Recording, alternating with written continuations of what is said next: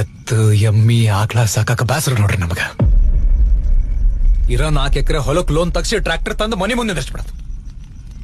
ದುಡ್ದಿದ್ದೋಟು ಅದ್ರ ಸಾಲ ಅಸಲು ಬಡ್ಡಿ ಕಟ್ಟಕ್. ಇವತ್ ನಾ ಹೇಳೋದ್ರಾಗ ಏನಾರ 1% ತಪ್ಪಿತ್ತಪ್ಪ ಅಂದ್ರ ಗೌಡ ಹೇಳಿದ್ನಲ್ಲ ಹಂಗ ನಾನು ಊರ್ ಬಿಟ್ಟು ಹೊರಗೆ ಹಾಕದಲ್ಲ, ಇಲ್ಲೇ ನಿನ್ ಜಗದ ಮೇಲೆ ಅಡ್ಡಡ್ಡ ಕತ್ತರಿಸ್ ಹಾಕ್ರಿ.